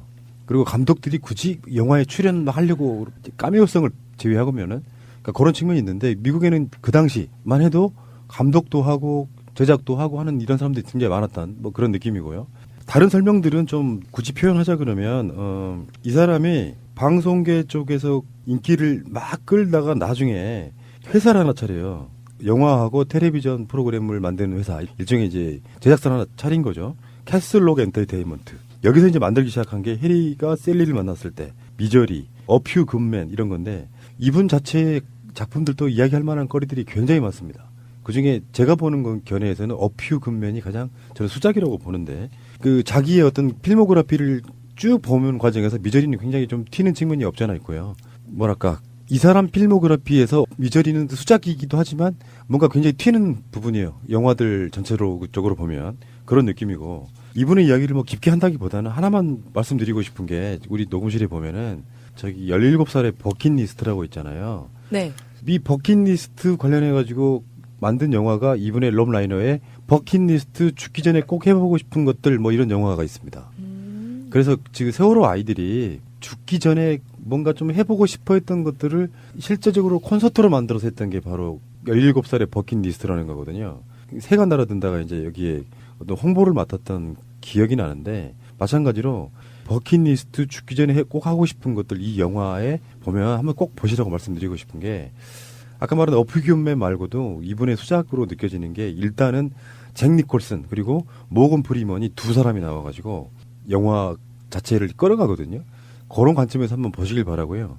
한국 감독이 아니기 때문에 이분의 그 영화를 또는 작품을 꾸준히 봐왔던 이런 느낌으로 설명하기는 좀 어렵다는 말씀을 꼭 드리고요.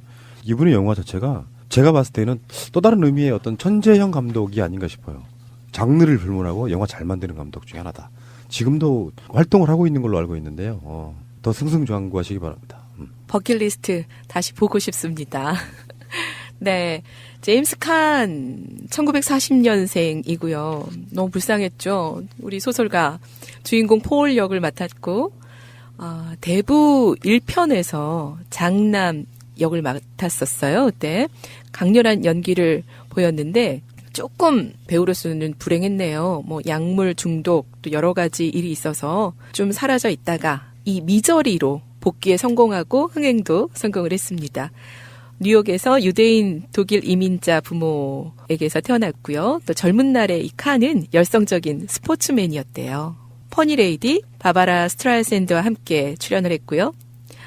미저리에서 캐시 베이츠가 아주 빼어나게 표현한 집착적인 스토커에 의해서 방 안에 감금된 소설가의 역 맡아서 너무 잘했고요. 이 범죄 스릴러 더 야드의 성격 배우로 또 성격 배우도 아주 훌륭하게 해냈습니다. 제임스 칸 함께 하셨고요.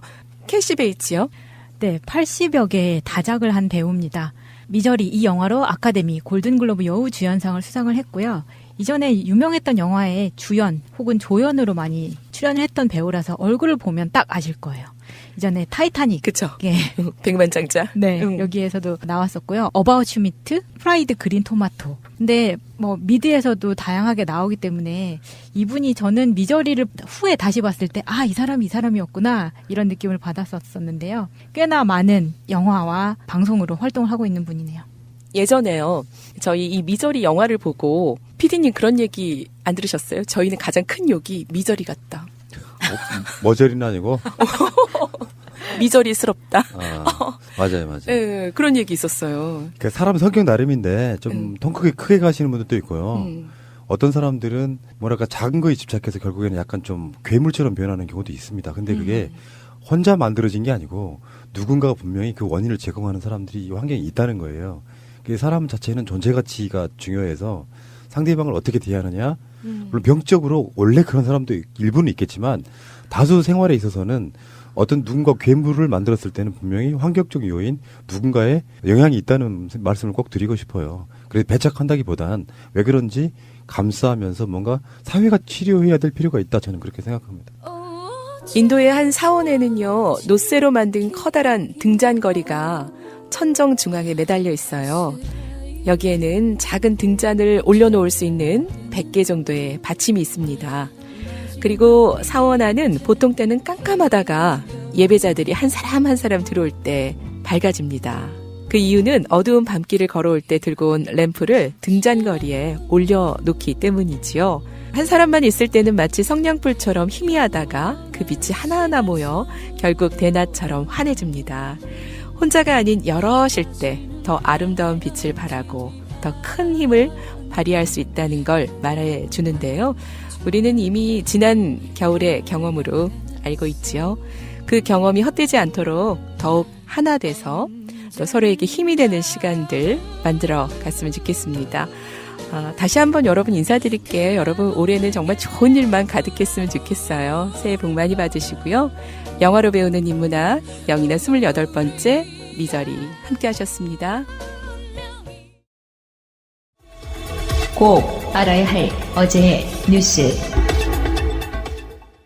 설 연휴에 구속된 이병모 청계재단 사무국장, 영장 심사를 앞두고 있는 다스의 협력업체 이영배 금강 대표. 이들은 이 전 대통령을 오랫동안 가까이서 보좌하면서 재산을 관리해온 금고지기로 불립니다. 검찰은 두 사람을 조사하면서 도곡동 땅과 다스의 진짜 주인이 이명박 전 대통령이라는 여러 정황과 비밀스럽게 조성된 뭉칫돈을 발견했습니다. 이 과정에서 이 전 대통령의 아들 시영 씨와 큰형 이상은 씨가 핵심 수사 선상에 올랐습니다. 이시영 씨는 지난 2013년 이상은 씨의 아들 동영 씨에게 요구해서 도곡동 땅 매각 대금 10억 원을 받아간 사실이 밝혀졌습니다. 검찰은 또 다스와 다른 협력업체들이 이시영 씨가 사실상 주인인 다스의 협력업체인 다운에 123억 원을 담보 없이 지원한 혐의도 파악했습니다.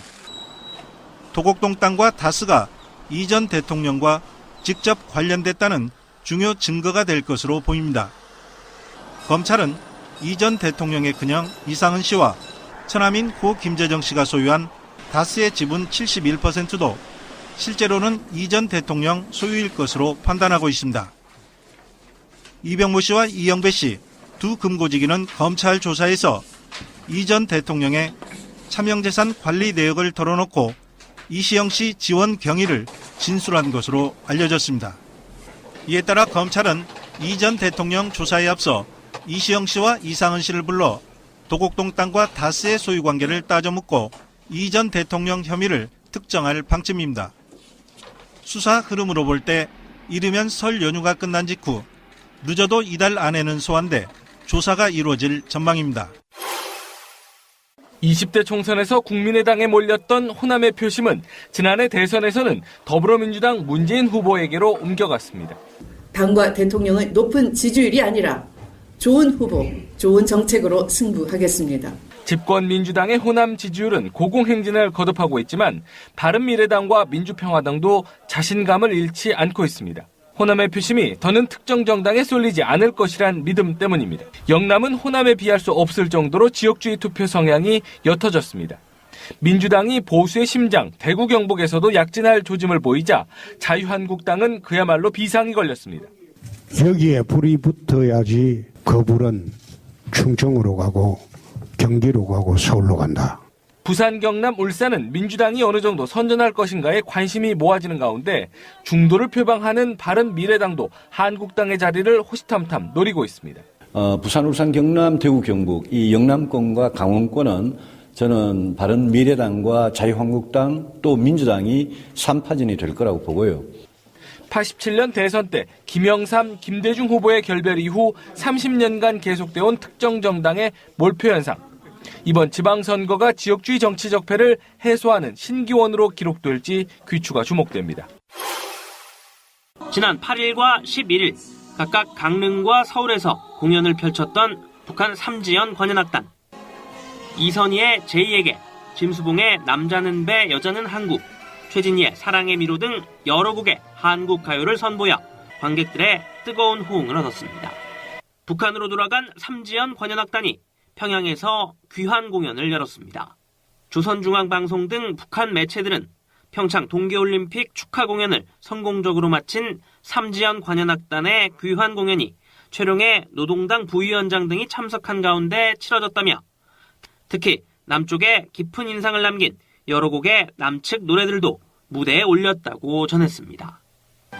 일부 고위 간부와 예술계 종사자 대상의 공연이었지만 자본주의 문화 확산을 경계하는 북한에서 우리 가요가 무대에 오른 건 매우 그러니까 한참 산업화 이후에 들어온 거니까 조선 입장에서는 마치 김성수는 독립운동한 거하고 그래서 왜 실제로요 1987년 민주화 전까지만 해도 동아일보는 야당지였어요. 그러니까 조선일보하고 비교되는 1987 영화를 보면 동아일보 기자들이 특종하고 막 그러잖아요. 네. 그렇죠. 그러니까 조선일보 입장에서는 방씨 일가의 친일 행각은 누구나 다 아는데 마치 동아일보는 김성수 같은 사람들이 독립운동해서 마치 민족주의인 것처럼 또 반대편에 있는 거예요. 그러니까 조선일보가 어떻게 방씨 일가의 친일 행적을 지울 수는 없잖아. 다 알려졌는데. 그러니까 김성수의 친일 이력을 대대적으로 까면서 동아일보도 자기 편으로 끌어들였다. 난 이런 음모론을 제기해보는 거야. 동의합니다. 멋지지 찬성. 않아요? 예, 한표 추가합니다. 그래서 이서훈 취소된 거에 대한 기사는 동아일보는 아직 내질 않았어요. 아직 안 냈어요. 이렇게 중요한 뉴스를. 어쨌든 우리 성수도 사실은 한때는 또 했었어요. 10년대 저는 또 독립운동도 했었고. 그런데 아까 우리 말하신 대로 어쨌든 문화 정치 시대, 문화집권 시기에 배신하게 되는 거잖아요. 그러니까 사실은 강점기의 중반부부터 배신하기 시작합니다. 그래서 굉장히 악랄하게 김성수가 많이 했어요. 그 김성수가 하는 짓들은 뭐 다 나와 있으니까 알겠지만 중일전쟁의 정당화하는 방송을 직접 김성수가 하기도 하고 뭐 이래서 이제 고대 출신들 친구들도 매번 하던 짓이요. 성질나면 김성수 동상 흉상이라고 하나 끄집어내고 매년 했었거든요. 거기에 대해서 어쨌든 아직도 지금 서 있는데 이것도 사실은 제거해야 되고 하나하나씩 해 나갔으면 좋겠습니다. 우리나라 역사의 여러 가지 비극들 중에 그런 친일파들이 나중에 또 사학을 세우고 언론사를 세우고 해서 사학 90%가 친일파들이 세운 거죠. 우리나라의 그 왜곡된 교육을 또 시켜왔던 그런 부분도 있고요. 알겠습니다. 잠시 후에 오겠습니다. 변절하면 또 뭐 우리가 알아주다시피 김성수만 변절한 게 아니에요. 이 시대에도 변절이 계속되고 있는데 변절의 아이콘 하태경 이야기를 하겠습니다. 김문수를 뺨치는 하태경이죠. 그러니까 그 하태경 자체가 이제 뭐 흔히 말하면 운동권 출신의 뭐 좀 더 독하게 말하면 정말 진짜 주사파 뭐 이렇게까지 표현되는 바로 그런 인물인데 이 하태경이 지금 김일성 가면 논란 정치권에서 촉발시킨 당사자 아닙니까? 누가 보도했건 간에 저런 정도 뉴스를 슬쩍 받아가지고 오케이 김일성 가면이로군 이런 단편적인 인물이 사실 가끔씩 이제 여러분 속지 마십시오. 뉴스공장 같은데 나오는 하태경 보면은 또는 박근혜나 이렇게 자유한국당 홍준표 깔 때는 그런 게 좀 쓸만한 부분이 있긴 있는데 대표적으로 이 사람이 갖고 있는 악랄함은 결국에는 수구 세력들끼리의 싸움에서 자기들이 선점하자는 의미에서 그쪽을 까는 거지. 유전자 자체가 변절로 만들어진 아까 좀 전에도 그런 이야기 있었잖아요. 변절하는 놈들이 더 독하게 된다. 왜냐하면 자기의 순수성을 보여줘야 되기 때문에 자기의 백그라운드들 더 위에 있는 사람들이 볼 때는 훨씬 더 악랄하게 까줘야 이 사람의 순수성을 믿는 거예요. 이쪽으로 넘어온 거에 대해서. 최소한 이런 자들은 색깔론 같은 거 끄집어내지 않고 뭐 문재인 정부의 복지지가 어쩌다 뭐 이렇게 말한다면 모를까. 정말 택도 없는 이야기로 김일성 가면이라고 이야기를 해놓고는 결론적으로 말하면 그런 표현을 썼어요. 근데 진짜 열받는 게 이런 거야. 처음에 이야기했던 게 11일 날 김일성 가면 논란에 대해서 하태경이 그때 했던 말이 이거란 말이에요. 국민과 언론이 김일성 가면으로 인식하면 김일성 가면인 거죠. 국민 정서를 고려한 응원이 되도록 적절한 조치가 필요합니다. 국민과 언론이 김일성 가면으로 인식하면 김일성이다. 아니 이 후레자식 같은 새끼는 저 확 열받네요. 이 박정희 시대 중앙정보부가 너 간첩이야 그러면 간첩이었던 거예요. 그 논리를 갖다가 들이대는 거예요 지금. 나쁜 새끼예요 이거 지금. 그러면 우리 국민이 하태경 개새끼 하면 개새끼네. 빙고. 아니 그러니까 다수 국민이 지금 김일성 가면이라고 생각하지도 않아요. 일부를 국민이라는 말로 대체를 했고요. 언론도 기레기를 언론이라는 말로 대체를 한 거예요. 아니 언론도 딱 하나에서 그런 오보 나오고 말았잖아요. 그런 상황인 거고 신비님 논리가 정확하게 정답입니다. 국민은 너를 개새끼라고 생각해. 그럼 개새끼인 거겠네. 이렇게 지금 실드를 치다가 그 다음에 그게 뭐 리용호였네 아니었네 막 여러 가지 논란이 있어요. 그건 사실이 아니야. 그 논란에 대한 13일 날 하태경의 답은 말은 이런 거예요.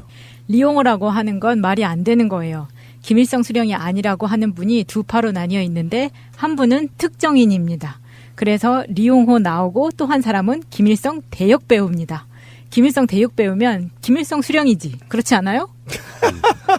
아니 이 후레자식은 궁색하다 우리 하태경이. 이거 대역죄를 짓고 있어요. 이거 찬양 고무죄인데 김일성 수령이라고 이 뒤에다 붙이면 주사파의 이 진면목을 나타내는 거예요. 이거 찬양 고무죄로 넣어야 될 것 같아요. 그건 핵심은 아니고요. 요즘 그 하태경이 하는 행동들을 보면 자기가 이렇게 커질 줄 몰랐나 봐요. 그러니까 국정농단 청문회 때 말을 잘하고 논리 있게 조목조목 이야기하는 게 알려져서 사람들한테 이제 더 각인이 됐는데 전국적으로 각인이 된 이후에 여러 가지 그 TV 채널에도 이제 출연 자주 하고 하다 보니까 스피커가 커졌단 말이죠. 그래서 뉴스공장이라는 청취율 높은 그 공중파 라디오의 고정 게스트가 되면서 이제 자기가 굉장히 이제 큰 스피커가 됐다는 걸 굉장히 만끽하고 있어요. 그래서 제가 우연찮게 이 인터뷰를 이렇게 실시간으로 생방송으로 들었거든요. 그때 어떤 느낌이었냐면 변태가 이렇게 그 채찍질 맞을 때 쾌감을 느끼는 변태들 있죠. 그런 변태들이 한 대 때리면 한 대 더, 아 좋아, 한 대 더 때려줘, 막 이렇게 하잖아요. 즐기는 거. 정말 딱딱 그런 분위기였어요. 이게 그 당시에 인터뷰 실시간 문자가 막 초단위로 막 수백 수천 통이 쏟아지면서 김어준 씨가 굉장히 놀라고 있었거든요. 이렇게 많은 문자를 받아보는 게 처음이라고. 그러니까 너무 재밌어 하는 거예요, 하태경이. 그래서 와, 순간적으로 와, 이 사람 넘어갔구나. 즐기는구나. 네, 자기가 담을 수 있는 어떤 그릇을 넘어갔구나. 그럼 그 다음 단계는 어떻게 되는 거예요? 완전 맛이 가버리는 거죠. 너덜너덜해질 때까지. 그럼 누가 되는 거예요? 그 다음에는 변희재 되는가? 변희재? 정치인들이 이런 게 좀 있어요. 반대쪽 진영한테 공격을 당하면 굉장히 훈장처럼 여기는 부분이 있습니다. 그러니까 반대쪽에서 하태경을 아무리 공격해봐야 하태경은 그게 자기가 잘하고 있다는 증표라고 계속 이야기를 할 거예요. 분명히. 근데 저는 이렇게 생각해요. 팟캐스트도 아닌 지상파인 김어준의 뉴스공장이 1위를 달리고 있는 현실 아닙니까? 네. 가슴 아픈 현실이고요.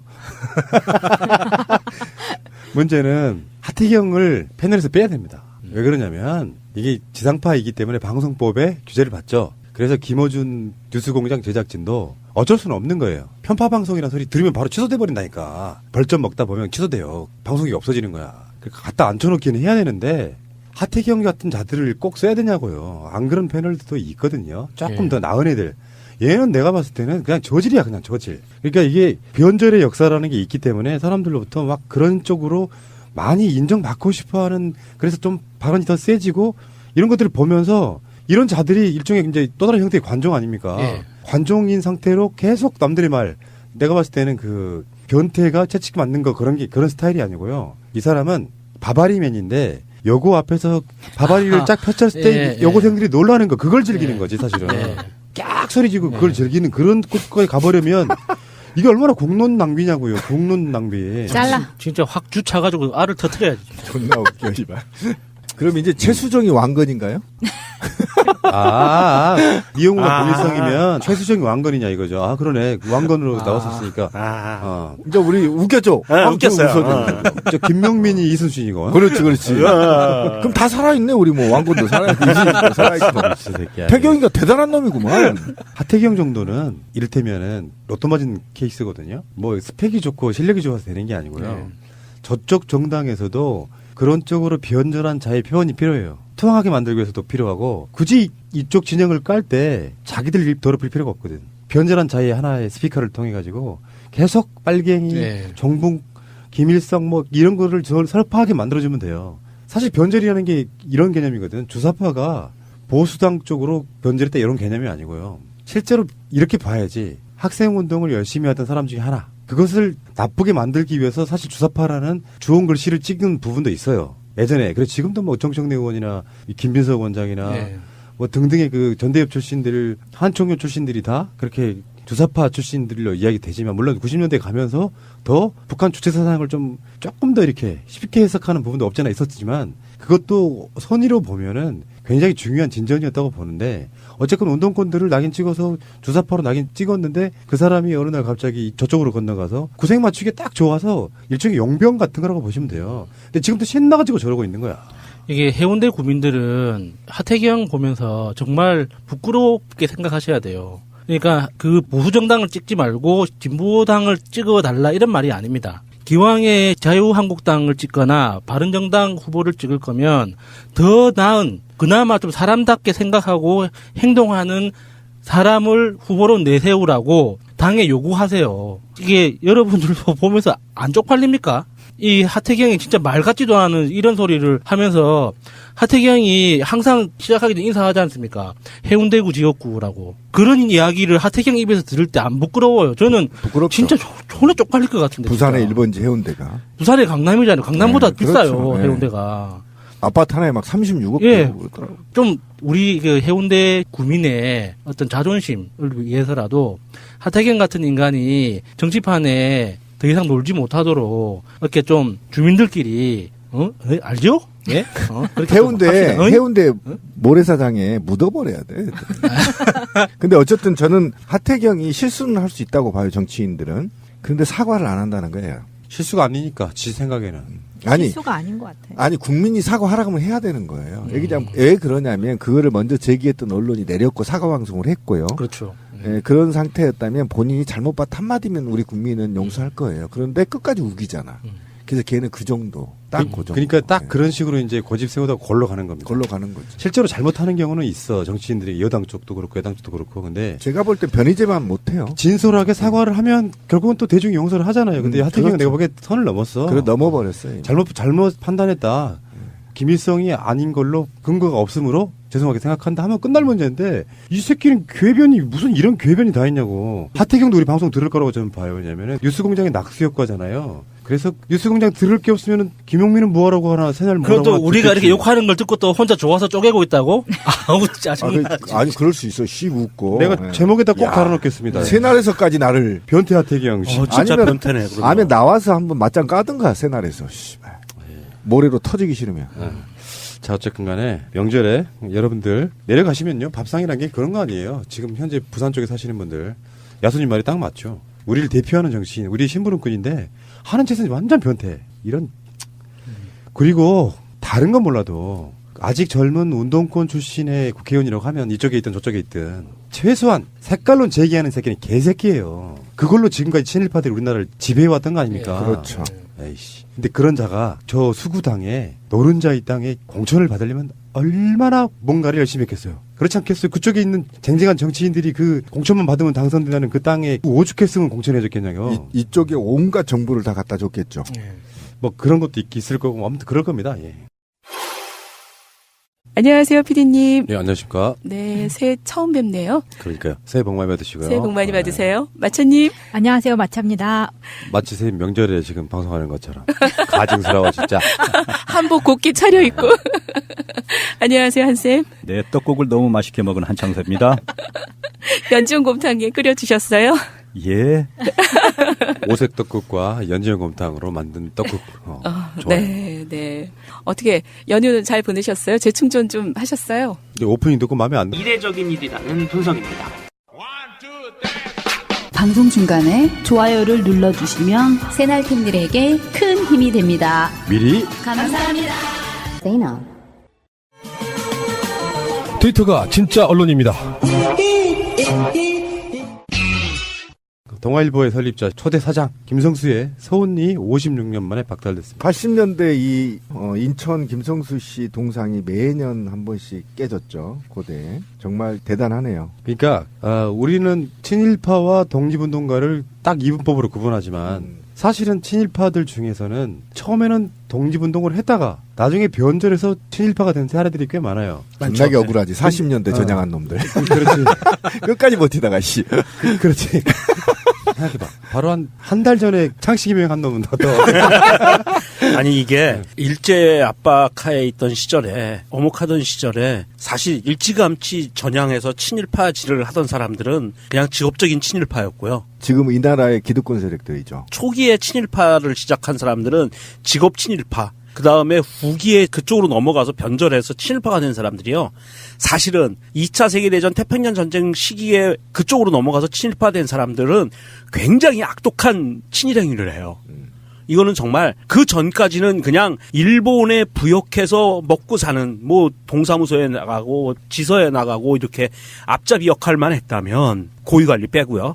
후반기에 친일 행위한 사람들이 얼마만큼 무식했냐 하면 막 정신대 나가라고 일장 연설을 하고 학도병들 측정을 하고 천황을 위해서 목숨을 바쳐라 이렇게 했던 사람들이 그 사람들이에요. 김무성 애비. 네, 그 사람들이 다 후기에 뒤돌아서선 사람들이에요. 그만큼 아주 결정적인 시기에 변절하는 사람들이 제일 무서워요. 우리 하태경 이런 사람들 보듯이. 그러니까 한때 독립운동을 했으나 훗날 전향에서 적극적인 친일활동을 한 사실이 드러난 일제강점하 반민족행위 진상규명법에 관한 특별법상 친일 반민족 행위자로 지정된 게 2009년입니다. 그게 이제 민주정부의 유산 같은 건데 그런데 그 후로 서훈을 취소했다는 얘기가 없었어. 아무 조치도 안 했죠. 문재인 정부 들어서서 그걸 시행한 거예요. 장지연 선생 알죠? 히일랴 방송대구의 유명 장지연, 윤치영 당시 초대 우리나라 내무부 장관, 이정욱 전 동국대 이사장 등등 해서 19명의 서훈을 취소했다고 합니다. 그런데 이게 법원 판결이 확정되지 않았다는 이유로 아직까지 그걸 안 하고 있다가 이번에 대법원이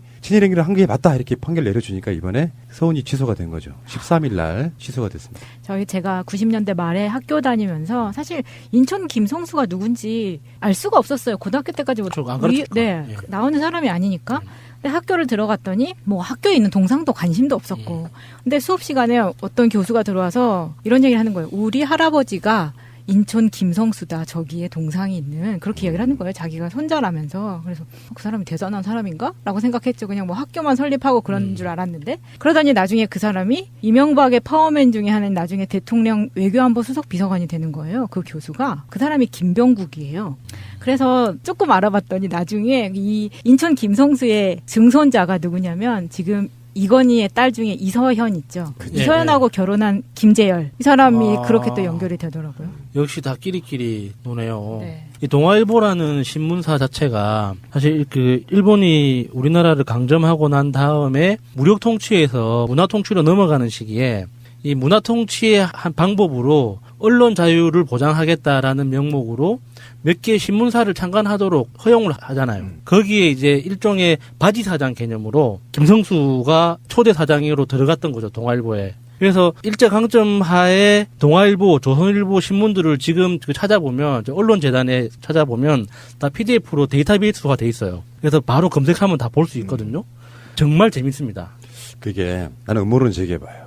근데 뭐냐면은 조선일보 입장에서는 엄청 빡친 거예요. 친일의 상징 같은 거잖아. 이 사람들은 막. 근데 우리나라에서 조선과 동아가 대표적인 중앙에 들어오는 건 나중 일이지.